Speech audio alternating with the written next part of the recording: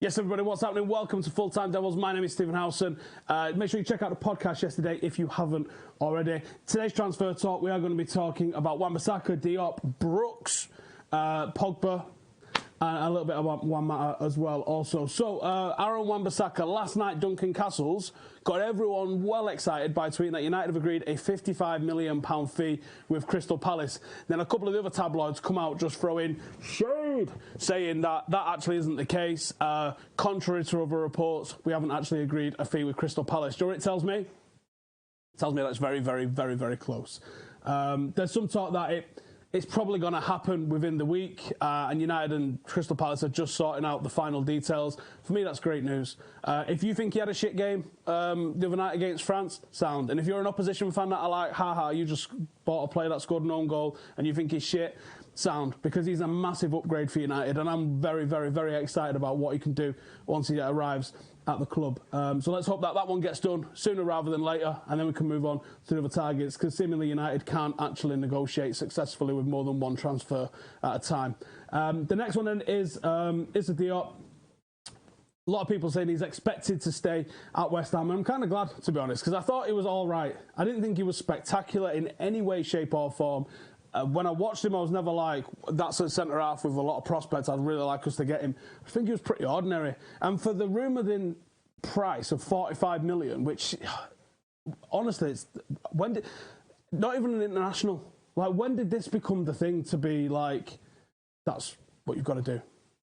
You've got to pay 45 million for a guy who's a prospect now. I mean, all right, I'm a little bit hypocritical because I'm saying the same thing there about Wan Bissaka, but I think there's arguments Wan Bissaka was one of, if not the best defender fullback in the league last season. No one was saying that about Diop in the slightest. So 45 million. Supposedly Jose's seen his arse a little bit because we didn't sign him for 25 million last summer, and he's had a bit of a dig at our scouts for actually not identifying him and letting West Ham beat us to him. West Ham was tweeting about him yesterday. Seems to indicate that he might not be going anywhere. Take that with a pinch of salt, to be honest, because we've all seen players come out and make statements and declare that they're staying and they're not doing this, that and the other, and it doesn't happen. So we will wait and see what goes on with that one. But I was saying, for the rumoured 45 million, and then that we were also rumoured at the same time to be letting Tuanzebe go, it for me just makes zero sense whatsoever. And I'm like, if we're going to invest in any young player, why not invest in our own homegrown young players rather than signing someone for 45 million? We know what we've got with Tuanzebe. Give the guy an opportunity. Makes no sense, that, for me whatsoever. That just feels like wasting money. And then David Brooks, United reportedly interested. Again, he fits this archetype of a young, hungry player. Do you know what? I think you could go to the likes of Bournemouth and you could get players that are going to improve us. Brooks wouldn't be top of my list there, though. I'd rather have gone in for someone like Wilson, who I think would offer us something totally different to what we have in our forwards at the top. Or I would have maybe gone with someone like a Fraser, who is a brilliant chance creator. And I can definitely see him playing at a higher level. Brooks wouldn't have been my first or second choice of someone that we're going to go and get from Bournemouth. And again, £50 million. It's insane, isn't it? Like, at what point do you go, do you know what? They're talking about 20, 30 million for Longstaff, 50 million for Brooks, 45 million for Diop.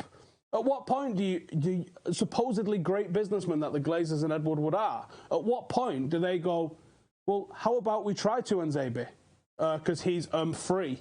How about we try Jimmy Garner? How about we try Timothy Fosu-Mensah? These are players we already own who, with games, could easily be as good as some of the names that we've been mentioning there. Instead of Brooks, why don't we give Angel Gomez the opportunity? Why don't we give Andreas Pereira the opportunity to be as good as these players? Why are we looking at...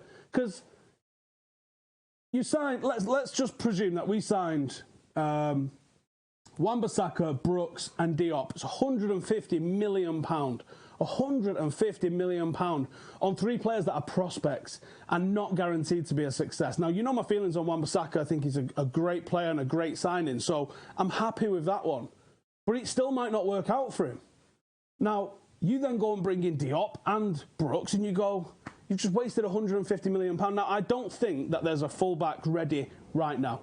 I think Ethan Laird, Brandon Williams, Leo Connor, those guys could be Premier League players in the future, but they need about 50, 60 Premier League or Championship level games before we're able to make that sort of assumption. Until they get that, they're just a big fat don't know. Now, those players are not quite ready to just step into the first team. And maybe Wan Bissaka wasn't, but that's the bonus of coming through at somewhere like Crystal Palace rather than United. Why can't we give some of our own this opportunity rather than buying in pretty ordinary middle-of-the-road players? This isn't Mbappe we're talking about, is it? This isn't someone that was on the cusp of being in a World 11 somewhere. These aren't even players that were in close to being in Premier League Team of the Year. Apart from Juan Bissaka, who probably should have been. So the Brooks one's an interesting one. I reckon the truth in this is probably David Brooks is on a list, and on that list is probably Tielemans and a whole host of others. And if that's the case, then sound. But if he's like one of our number one targets for £50 million, now it's different to Dan James. Dan James at 15 million quid. Bit of a throwaway in it, but 50. You start getting into ridiculous territory now. These should be super established internationals at these sort of figures. And they're not, are they? Mental. Right, that was the ins. In terms of the outs, Pogba apparently feels that United have priced him out of a move with Madrid with their demands of a fee around about 160 million. Good. It's about time that United actually started getting some proper fees for our players. We let David Beckham go for 25 million because it was our decision to try and let David Beckham go because of the Fergie situation. 25 million pounds. Ridiculous.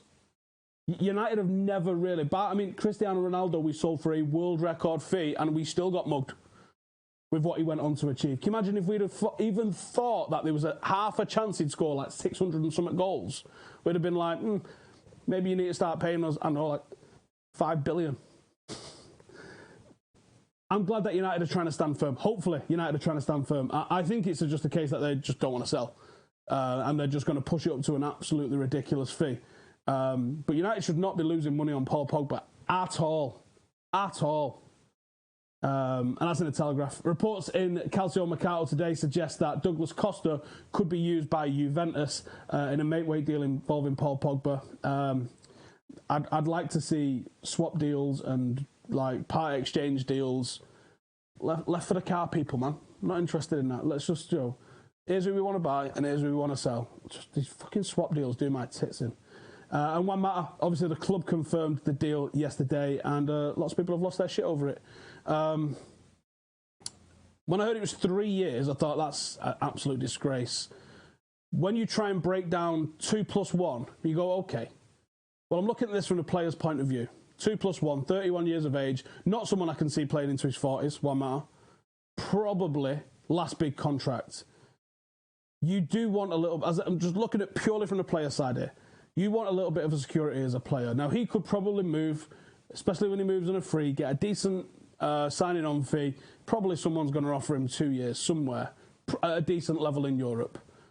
We know what we're getting with him. We know the sort of fella that he is. We probably know what he's like inside the dressing room, and we want to maintain that at the club. And with the amount of good experience that we're just allowing to wash out of the team, there's worse players to have hanging around than Juan Mata in there. And I wonder if he's got a captaincy or vice-captaincy tagged in along with this new deal, because as an ambassador for the club, pretty good one in the grand scheme of things, I think. It's a pretty good one.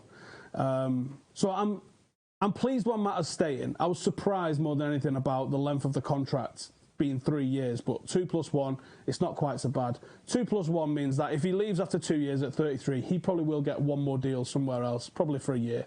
If we extend him and we get him till he's 34 with our option, if we take our option, if he's still useful to us by that time, then he probably can still then go and get that one more contract at 34. I could see him playing in the MLS and probably having a very good time in there as well. Probably for that one last season. But it's not the worst deal that we've ever done, to be honest. It's certainly not as egregious as extending Young, Smaller and Jones. In terms of the level of quality of player, Juan Mata is definitely of that level, of that quality. He's just a little on the old side and doesn't really fit in with this fast, aggressive team. If we're playing him on the right of a 3, it's not the best decision I've ever seen. If we play him central, if we allow him to be a number 10, say in a diamond, even potentially in a 4-2-3-1, I think there's a lot of use for Juan Mata still. There you go. Let me know in the comments your thoughts on all of those. Who you think will be the next deal over the line? For me, it sounds pretty much like it's going to be Wan Bissaka. Do you think we're going to see any players sold? Like, apart from Pogba, there's not really a lot of rumours. Like, it doesn't sound like there's anyone coming in for Smalling, for Jones. Even it's pretty quiet on Damian, really, isn't it? I mean, who do you think is going to be sold? Let me know in the comments. I'll see you in the next one. Laters.